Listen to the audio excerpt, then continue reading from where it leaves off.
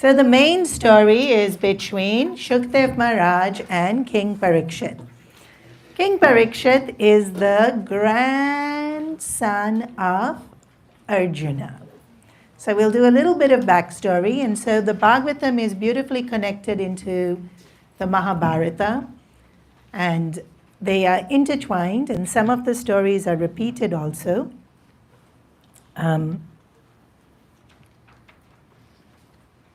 And you don't need to know the Mahabharata, but Arjuna is one of the greatest devotees of Sri Krishna, whom the Bhagavad Gita is taught to. But not only Arjuna, Yudhishthira, Bhim, Nakula, Sahadev, all of them were incredibly devoted. In fact, there's this beautiful story of Arjuna walking with Krishna in the Himalayas when they were in exile, and they reach Kailash. And Arjuna was a great Shiva devotee. And when he got there, he saw his flowers scattered on the mountain of Kailash. And he thought, I offered these flowers to Shivji in the morning, and these flowers are here. And just when he was feeling so happy that he had done his puja and the flowers had reached him, this mountain load of flowers just landed. Like all at once. Tuck. And he thought, which Parama Bhakta is this that, offered so many flowers to Bhagwan, and they all so beautiful and brilliant. And reading his mind, Krishna says, I know who offered them. And he said, who? My little skimpy flowers and the mountain load. And he says, Bhim. Bhim is Arjuna's brother. And Arjuna looks at Krishna and said, that Kumbhakarna who sleeps so much, I've never seen him do puja in his entire life. And Bhim wakes up every morning, which is why the flowers came so late. And the first thought he thinks is, may all the beautiful flowers at this point in time on the earth be given to Shivji. And so they all arrived. And all of them, Bhim, Nakula, Sahadev, Yudhishthira, Arjuna, were all great, great, great devotees. But Arjuna had this very special place in Krishna's heart because they were both Nara and Narayana. This relationship between man and God and this eternal romance between them. But Nara and Narayana were actually great rishis who had meditated for many, many, many, many years for the well-being of humanity. And so Arjuna is an incarnation of that rishi, and so has this profound sense of devotion in his heart. And we see it all through, like his surrender is beautiful. And so at the end of the Mahabharata, Ashwatthama wants to kill the entire lineage of Arjuna and the Pandavas. And so they pretty much are all dead except for this baby that's in Uttara's womb. So Arjuna had Abhimanyu. Abhimanyu was killed in the war. Abhimanyu's wife is pregnant with Parikshit. And Ashwatthama is human beings are amazing because we can reach the status of Arjuna and Parikshit, who are so noble. And we can also be like Ashwatthama, who wants to kill this innocent baby in the womb, just to totally eradicate the lineage of the Pandavas. And Uttara, even though she has a father-in-law like Arjuna, who is so noble and so brave and so well known for his valor,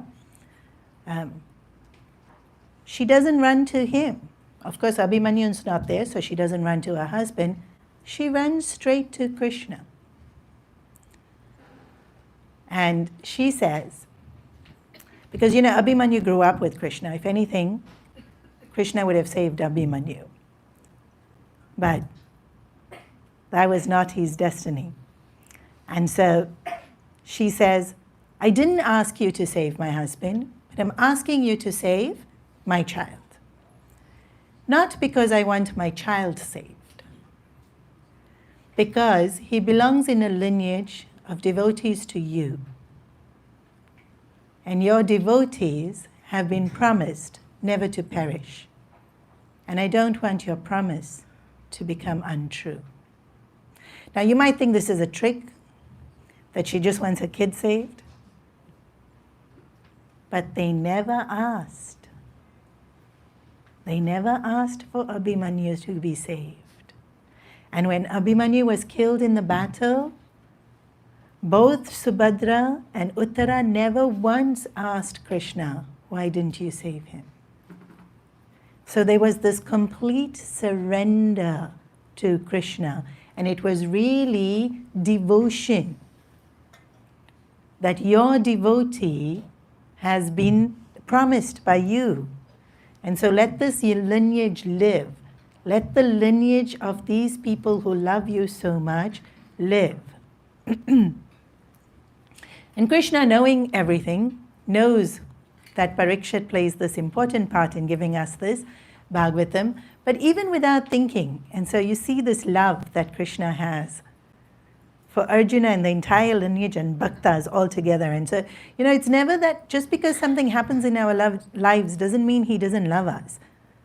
And so when Uttara says, that Ashwatthama has thrown the Brahmastra at the baby, Krishna enters her womb. Who?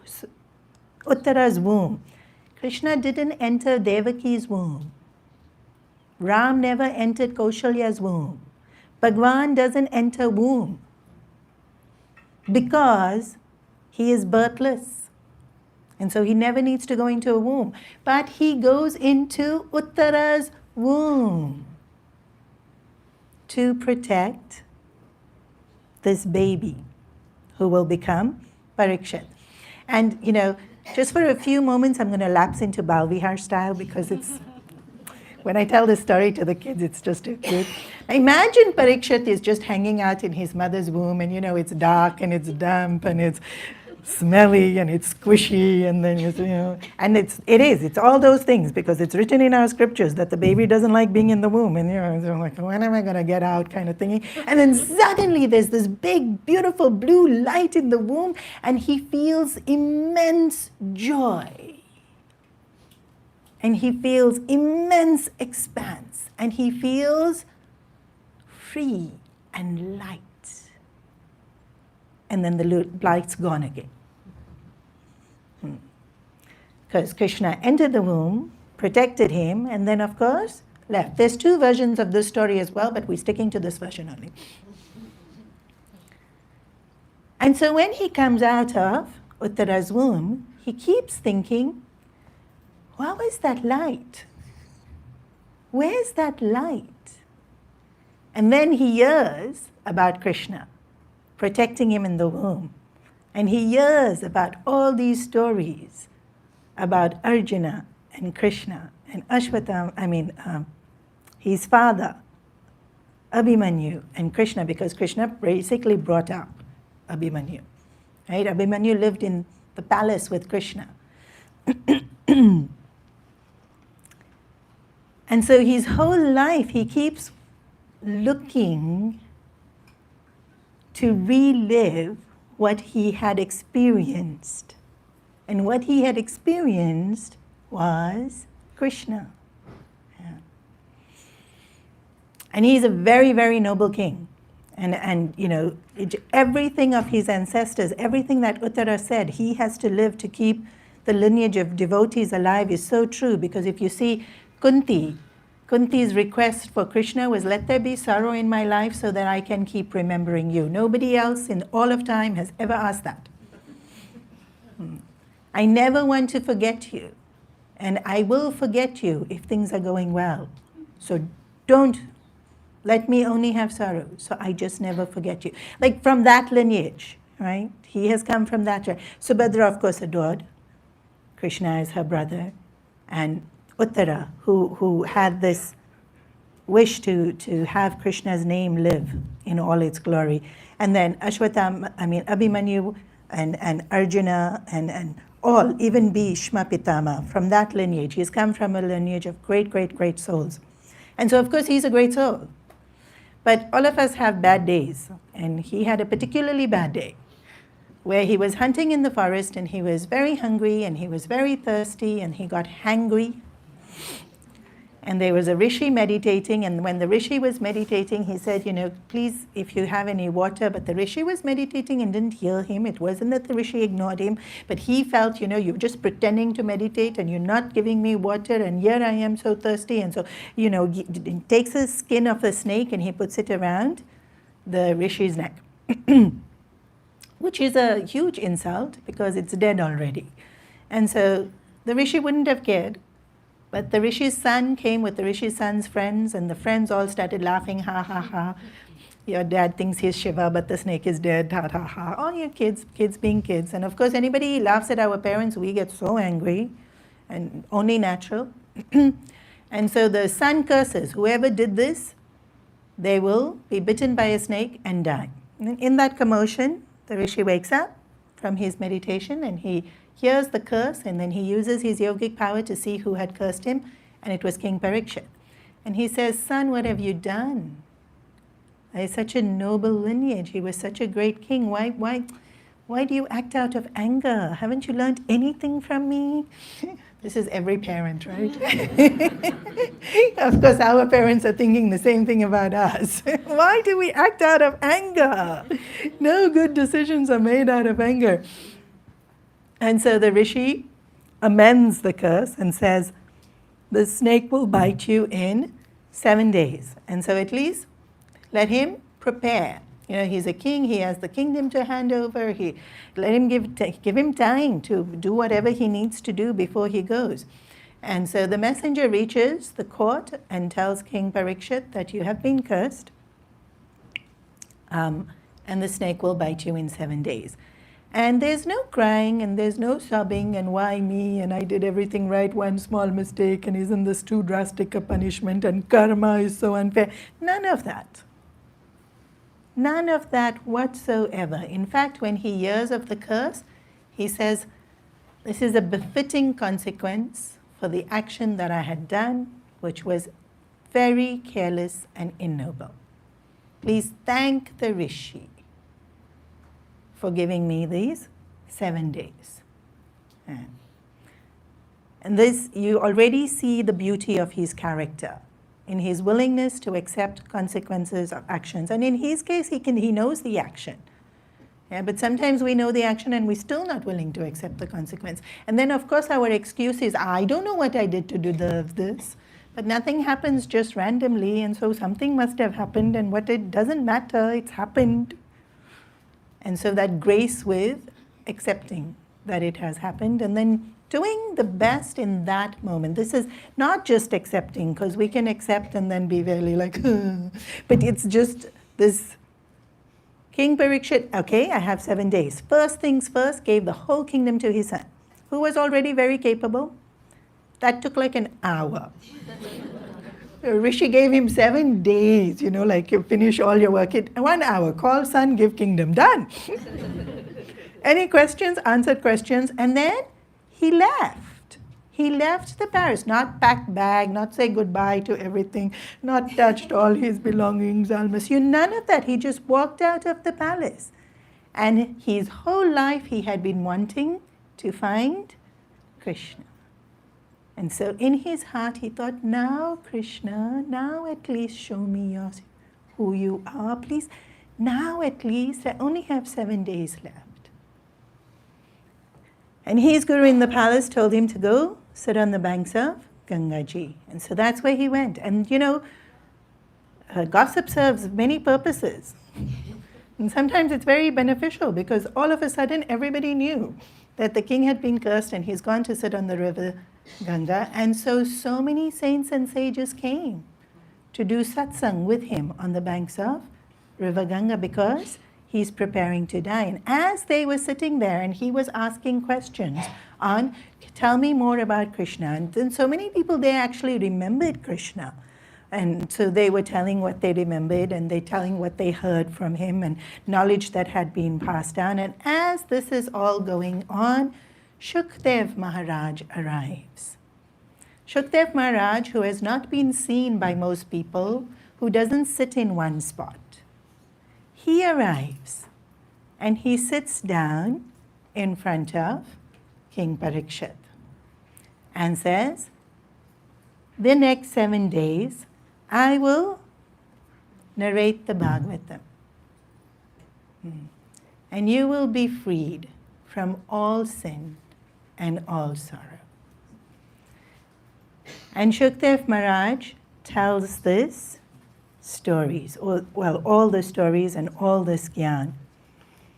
And King Parikshit is listening with such devotion and gratitude. And he's actively listening, because in between he'll ask many, many questions. And every time he asks a question, Shukdev Maharaj says, "That's such a good question," and then he explains it and explains even more. And as he is listening, as King Parikshit is listening to this beautiful katha being unfolded, it's as though he has shed all identification with the body, all sense of desire, completely lost in only devotion. He has already merged into Krishna when that snake comes and bites. It's just a shell of a body, because Parikshit's already merged into Krishna. And that is why it is said to do the Bhagavatam in a saptah. He prepared for 7 days. And even though he was given the curse and he had only 7 days to live, the story is to indicate that we too have 7 days. May you all live very, very long, but you all will die one of the 7 days of the week. And so there's no other day. And to prepare for it, we listen to the Bhagavatam. But when we listen within the saptah, it little bit stays. I mean, many of you already do weekly classes with me, and you all know that we listen, and then by the time the next week's class comes and I say, "What did we do last week?" So much happened in that week. Whereas when you do a saptah, and traditionally a saptah is done 3 hours a day, twice a day, For those of you who have done saptas, in fact, when I sent out the circular from 6 to 8, somebody said 6 a.m. to 8 p.m. because saptas are done for the whole day. And I was like, yes, usually that would be great. I'll be doing from 6 a.m. to 8 a.m. But the crowd will only come in the evening to listen. And so justice won't be done to the entire Bhagavatam of 18,000 verses in the limited time that we have. But the sar, we will take the sar of it. And so it is considered a preparation to death, because King Parikshit is waiting for that snake to come and bite him. And therefore, the Bhagavatam is very often done when somebody dies. And usually it's done if they die or 1 year later. And I know in the Sindhis you'll say, no, only 1 year later, but there's really no such rule, A Bhagavatam can be done any time. Within that year, years later, there's no such rule. It's just, and actually, of course, we do it for the one that we have lost, and we want the punya to go to them, because there's so much punya in the Bhagavatam. And like Dumbikarna was able to free himself because he was still loitering around here, in case they need to be freed, if they're still loitering, we still do it. For loved ones when they have passed. But that's not the only reason Bhagavatam is done. It's done because preparation for death means what? It means we know how to live. None of us know our date of death. It can happen at any time, and so while we are waiting for it to happen, we might as well live well, and that's what it is teaching us. It's teaching us how to live so that when it does come, like Parikshit, we're totally ready. That what's left is this empty shell of a body, and we have already merged into Krishna, and we are really freed from all our sorrows. And then maybe we're freed from all of it altogether, this whole birth, death, freed from all of it, so that there's no coming back, because every time we come back, then in the body again, and then Maya catches us again, and then sorrow again. And so the idea of listening to Bhagavatam is not just to prepare for this death, but to prepare for deathlessness, to be freed from that whole cycle and that continuous sorrow that keeps coming. And the sorrow is because we forget. And what do we forget? And so that's how Bhagavatam starts with all these questions. And so 6 questions are asked. And these questions are not asked by Parikshit. They are asked by the rishis that are listening to the Sanat Kumars, the Bhagavatam that Naradji arranges. And most of the questions get answered in later cantos, and I will take them up then. But the first question is, which part in life is man's highest welfare? And all of us have this question in the sense that basically translates to, what's the purpose of our life? What are we supposed to be doing? Yeah? And so I'll tell you in one word, and then I'll tell you in the next half an hour. What are we supposed to be doing? Bhakti. Why? Okay, let me explain. Because you're going to be saying, surely there's more to do with life. No, there isn't. Yeah. So we think purpose of life is, and doesn't matter what it is that we are aspiring towards, it comes down into 4 groups. And this is the first canto of the Bhagavatam is explaining this. Dharma, Artha, Kama, Moksha. Some of you are familiar with this, and so I request that you forget everything you know about it. Wipe your mind clean of all previous knowledge that you think you may know about Dharma, Artha, Kama, Moksha, because Bhagavatam is going to tell you no. Bhagavatam is very good at telling no. We assume that life's goal is, what do y'all think life's goal is? Why should I assume for you? What is life's goal? And that's what you're working towards? What are y'all working towards? Surviving the day. Surviving the day. Very good. First purpose of life is Artha. Surviving the day means roof over my head, food on my table, jacket when it's cold, right? Umbrella when it's raining. Artha means resources, wealth. It can also be power to be able to do whatever it is that we need to do. Right? So the first thing we think life's purpose is survive. Yeah? Maintain ourselves. What else is purpose of life? Come on, quickly, we don't have time. Realize God. No, you're not. To love. To love other people? To love. To be loved. Very interesting. Purpose of life is to make sure I am loved. To love others. To love others? To take care of what you do. To enjoy. Do your duty. To enjoy, to do duties? To be grateful. To be grateful? To be happy. Very good. To be happy will be most people's genuinely sincere answer. And that will translate to karma. Actually, it doesn't translate to karma, but that's in our thinking. How will I be happy? When I have enough pretty things around me. How will I be happy? When I find love of my life.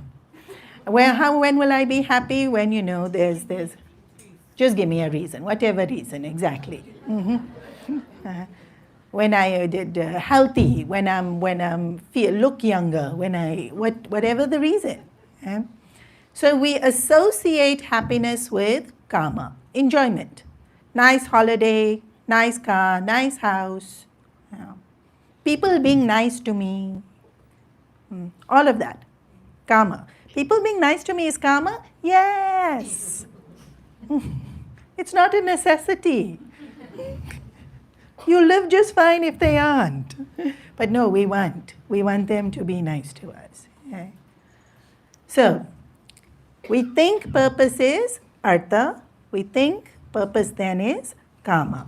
Kama means fulfillment of desire.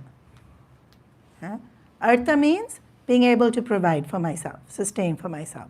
And then sometimes if I have too many desires, then being able to provide for myself is a lot. Not because I need it all, but because I desire it all. This is how we live our lives. And then somebody said duties. That's our purpose?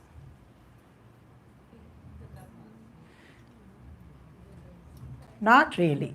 We feel it as a burden. All these things we had to do. Why I had children, now I have to look after them. Yeah. Why I got married, now I have to do this. Yeah.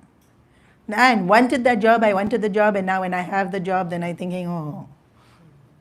We feel it is sometimes. Sometimes we enjoy it and we happily do it. Sometimes we feel it as a burden. So if we happily do it, we don't think of it as purpose of life. If we feel it burden, we don't think of purpose of life. Interesting, no? So we don't actually desire dharma. But we do desire that everyone else think I'm a good person.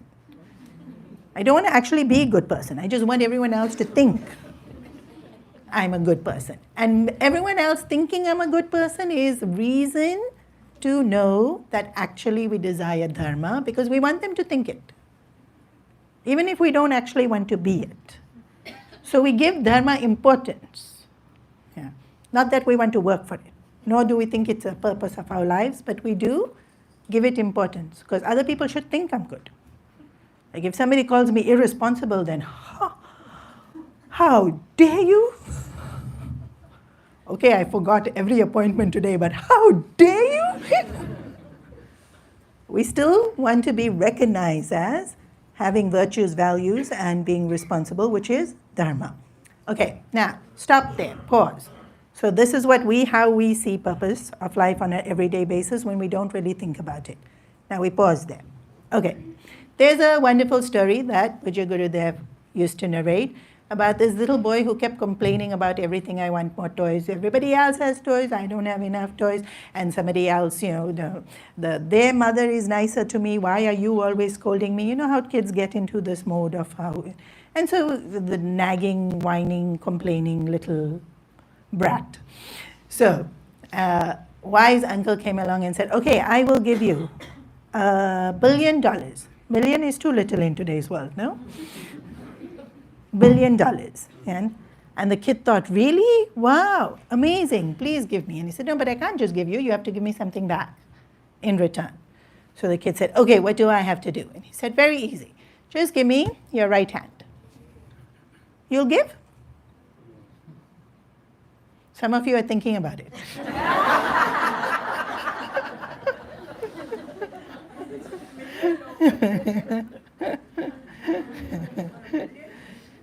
For $1 billion you'll give?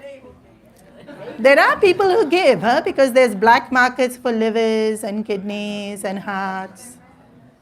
But their lives have to be so difficult for them to do that. You'll give? Kidney. You have 2, right? No? We don't have 2? I'm sure we have 2 kidneys. You can give 1. You'll give? No. If one hand is more value than $1 billion, then the story continues. He says, just give from your elbow down. Give from your wrist down. Give even just your fingers. If our fingers alone are worth more than $1 million, how many things in our body are working perfectly fine? Sure, a few things don't work well, it's okay. So many are working perfectly well. No amount of money can be attributed to that. In fact, when people have a lot of money and health goes bad, how much they spend on it?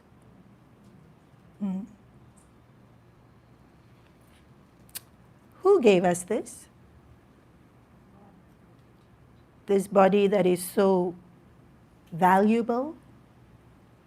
Who gave it to us? And who makes it work? So who does it belong to? So who are you working for? Not him. Don't say you're working for him. But who should you be working for? Why? Because we have nothing without him. Every single breath we take is his grace. This entire, our intelligence, which is phenomenal because each one of us are so intelligent. and different types of intelligence.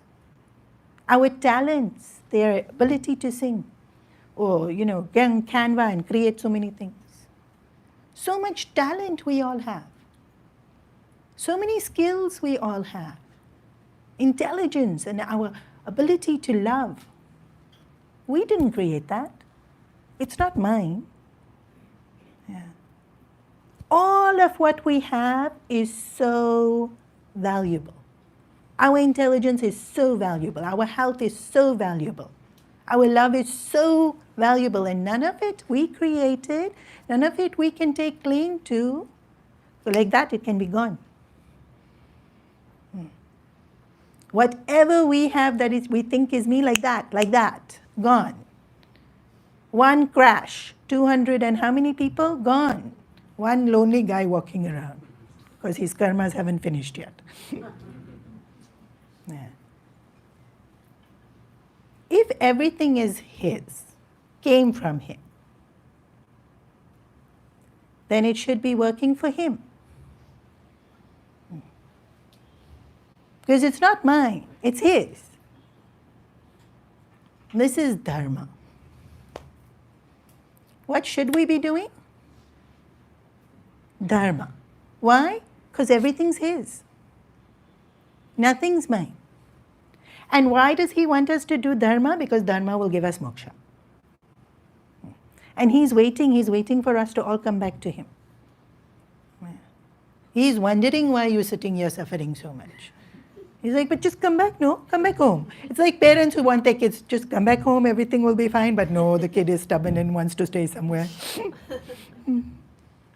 But everything's here at home, you can be so comfortable. No. Because they don't want to deal with the parent. That's usually why they don't go back. But here, this is Krishna. Yeah. We're going back to Krishna. He's infinite compassion, love, infinite wisdom, infinite potential, infinite. Does zero bandhana, gives us complete free will. And so, purpose of dharma is for moksha. And actually, purpose of artha is dharma. Huh? Why did we want artha? To put roof over our head and clothes on our body and food on our table. I was going to say clothes on the table. But that's not the purpose of artha. Purpose of artha is I have to do his work. So to do his work, I need resources. The more I have, the more work of his I can do. And not earning money is not everyone's talent. Not everyone has that talent. Yeah? People have different talents, different skills, and it's earning money is definitely a talent and a skill. And if it's one that you have, it's for fulfilling dharma. Whereas we earn artha to fulfill kama. But that wasn't the purpose. Purpose of artha is to fulfill dharma. And why are we fulfilling dharma? Because everything's his. I am his. Nothing exists except him. So purpose of life is dharma, even though that didn't feature when we were thinking about it. And purpose of artha is to fulfill dharma. And purpose of kama enjoyment, excess enjoyment is not needed at all. But yes, little bit I need to eat, little bit I need to relax, little bit I need to refresh myself so that I can fulfill dharma. Whatever maintenance is needed so that I can fulfill dharma. Yeah. And dharma's purpose is moksha. Purpose of life is moksha. To be able to see him. And that's why purpose of life is bhakti. Because bhakti will help us in Kali Yuga, only bhakti will help us. Jnana needed, but without bhakti even jnana won't come in Kali Yuga. And that's why Bhagavatam is so precious now, because created by Veda Vyasa during knowing Kali Yuga is going to come. Knowing that we'll need all the stories to be able to get the jnana. And knowing that this bhakti will flourish in our hearts, and only when the bhakti flourishes in our hearts will we want to know more. And will we develop all these qualities. And so the question was, what is the greatest thing we can do in our lives? So remember I said, if we have Bhagwan in our hearts, there can be no sorrow. And then if we forget this, our life has so much sorrow, and then we're trying so hard to get rid of all our sorrow. That's what we do. We forget Bhagwan, then filled with sorrow, and then spend all our trying to be happy again. So much energy we spend trying to find that happiness again, trying to find that peace again. But we only got into sorrow because we forgot Bhagwan. So we can't solve the problem in any other way. We only got into the problem by one way, and so to solve the problem, it has to go back to remembering Bhagwan. Because when he's in our minds, then the me becomes smaller. The me is what creates all the problems. So King Parikshit was so great, and he is listening to this beautiful Bhagavatam. And one of the reasons he is considered so great is because in this first canto of the Bhagavatam itself, it talks about how he conquered Kali. So there's Kalki, which is one of the avatars of Bhagwan, which is going to come only in the 12th canto. And he's only mentioned in like one little part of the canto. But the Kali is mentioned here in the first canto, and it's a person, but it's also an era. Okay. So Kali is degeneration of moral conduct. Okay. So things like how when we'll say, don't lie, and then immediately we'll say, but white lies are okay. And to save someone, I can lie, right? Like, all those things will only come, of course, if it's a discussion on ethics, then all those things come up. Otherwise, don't lie is very simple. It's actually not complicated. But we'll make it complicated because when it clashes with something we desire, or when it's difficult for us to practice, or when we're fearful about something, then we want to make not lying okay suddenly. So Kali is this degeneration of being able to adhere to moral conducts, virtues, values, and like patience, be patient. And so difficult in today's world. Really so difficult in today's world. Because everything is given to us so quickly. Just tap, tap, tap. Yeah.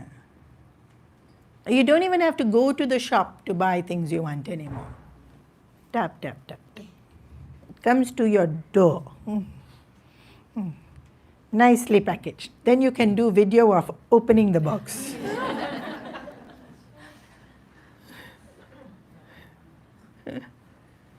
Where's patience in all of that? And yet, with other people, we need patience. With ourselves, when we genuinely trying to change something in ourselves, we need patience.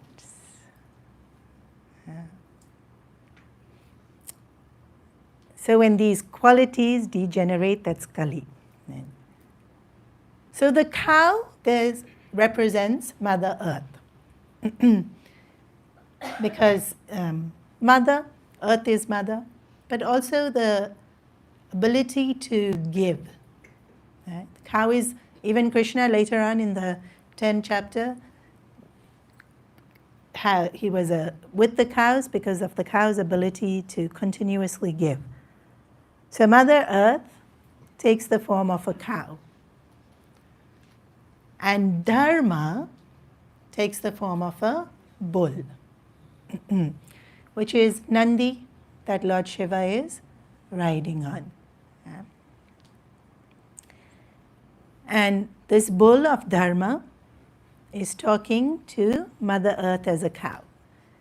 And King Parikshit hears their conversation. And so Mother Earth as a cow, her legs have been broken. And somebody's beaten her and her legs have been broken and she is crying. And she is telling Dharma, who has also been beaten, and actually is standing only on one leg, that I can't take it anymore. Later in the Bhagavatam, there's a story of when a dharma is very high, Mother Earth hides all the nutrition in her core. And so the plants don't have nutrition anymore. Sounds familiar? And then when at that avatar comes, King Prithu comes and Dharma flourishes, the nutrition is released into the earth again. Why would Mother Earth do this? When do we tense? When we're in pain. Have you noticed? Right? When we're in pain, we do. Sometimes even in a yoga class or in an exercise class, and they give you something hard to do, and then the teacher has to say, relax. And you're thinking, how? When do we hold? When we feel pain. Mother Earth doesn't mean to hold nutrition and nourishment, but she's in pain. What causes her pain? When we sin. It is said we become heavier when we sin. We may, not that you put on weight. Even very skinny people are sinning lots. In terms of, if you've ever carried a baby or if you've ever carried a parcel, you'll notice the more you carry it, the heavier it feels. Yeah? It's that sense of burden. When you feel burden, it starts getting heavy.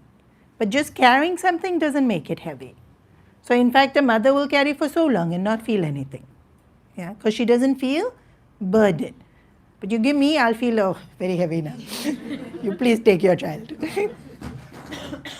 When it gets heavier, when it feels like a burden. So sin, when we sin, it's more burden for her to carry. The more selfishness there is in our hearts, the heavier our hearts get. And so she has to hold that weight. Yeah. And so she's saying, I can't bear it anymore. What can't she bear anymore? Our sin. And so she goes to Bhagavan Vishnu to relieve her. But King Parikshit has heard this conversation, how Dharma is saying that it's declined, how Mother Earth is suffering, having to bear the sins.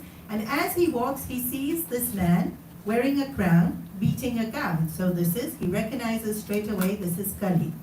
And so he takes out his sword, and King Parikshit is a very proficient warrior. Remember, he is Arjuna's grandson. He's from a lineage of Kshatriyas. He is very, very efficient. And he would have killed Kali in 2 seconds because very skilled and adept and strong. But Kali was very smart. Wickedness can be very smart, which is unfortunate because sometimes goodness is not as smart, but wickedness can be very smart. Kali falls at King Parikshit's feet. And in our culture, when somebody falls onto our feet, we will not punish them.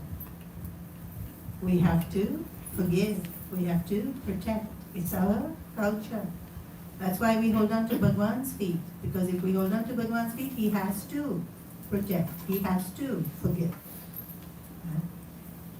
And so, Kali says, fine, I won't kill you, but I exile you from my kingdom. And he says, but your kingdom's the whole earth. Where will I go? So he says, okay, you're right. The kingdom's the whole earth. You can go. Please listen to where Kali lives. Number 1, alcohol. You can live wherever there is alcohol. You will flourish. Number 2, gambling. But we only play with 20 cents. Gambling, he doesn't differentiate between amounts. Number 3, violence. Number 4, adultery. Kali will live in that heart, in that home, in that community. Kali's got free access. And if Kali comes, there will be deterioration of qualities. So then Kali says to King Parikshit, this is your kingdom. These things don't exist in your kingdom. So King Parikshit thought, yeah, that's true. He was such a noble king. These didn't exist in his time. So then he said, you can go wherever there is wealth, so that it doesn't create vanity. But if you have wealth and bhakti, Kali can't come. If you have wealth and no bhakti, Kali can come. Because Kali can't come where there's bhakti. And wealth is second, like afterthought. But the first 4 is said. And Kali will live there. And then later on, because we're in Kali Yuga now and deterioration is happening, somebody will ask, why didn't King Parikshit just kill Kali? And the answer is, there is only one benefit about Kali. In Kali Yuga, which is the yuga we are in now, because there's deterioration of moral fiber, the bar to get moksha is lowered. You know, like when you pass exams and then nobody got A's, then they'll make 60% A. The bar gets lowered. And so in Satyug, Treta Yuga, Dwapar Yuga, it's very hard to get moksha. You have to do so much tapas to get moksha. In Kali Yuga, you don't have to do tapas. You just have to have bhakti. But remember, bhakti isn't going to Bhagwan to make my problems better. Bhakti is, Bhagwan, only you are important. And if I have problems, so be it. That's bhakti. I will work towards making my problems better. Because if solutions are there, I should most definitely implement them and make things better. I am not saying bhakti is you should suffer. Bhakti is you, he already gave, right?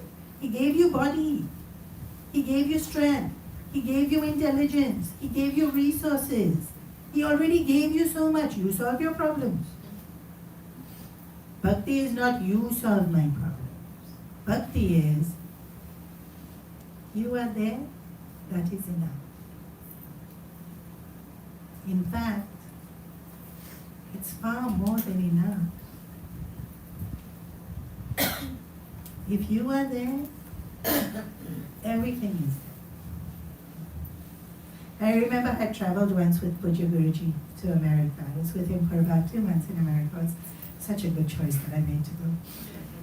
And I wept when I was leaving him to come back home. So the whole flight back home, America to Australia, is a very long flight. And so the minute I walked into home, got back, he's very, you have to call. Today now you have to WhatsApp, but in those days, this was like 30 years ago, you have to call. So I called and Guruji answered, and then he said, you reached, you're safe, you're fine, and his conversations are very short. Huh? Yes, Guruji, I'm fine. Okay, good. Who's at home? I said, no one's at home. Only mom's at home. And he said, what do you mean no one's at home if mother's at home? If mother is home, no one else is needed.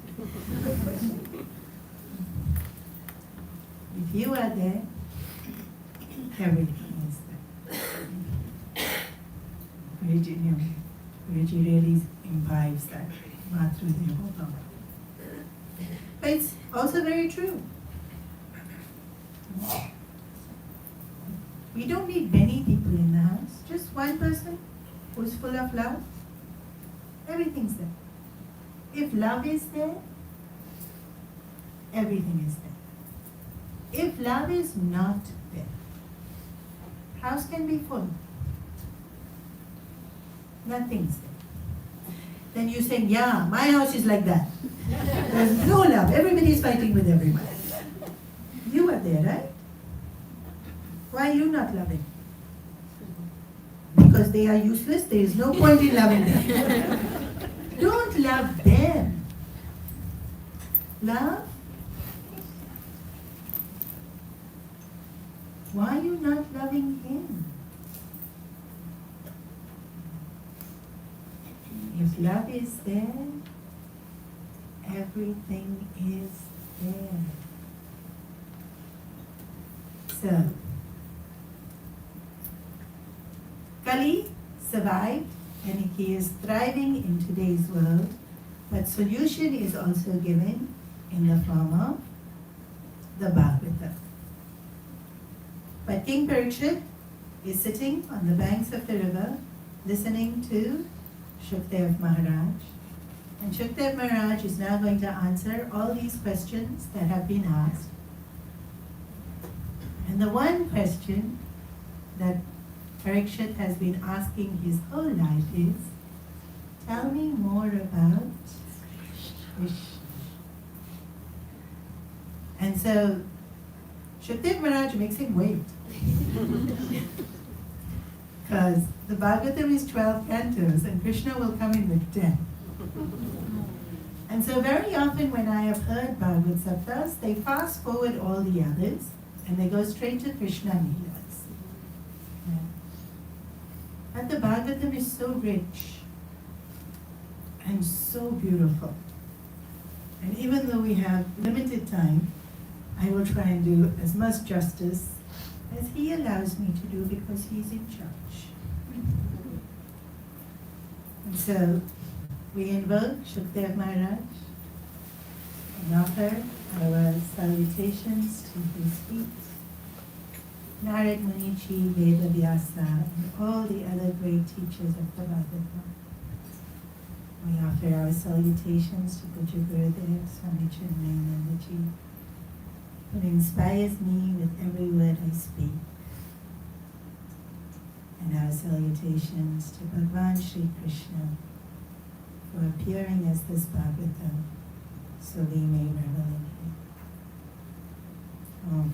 That's it.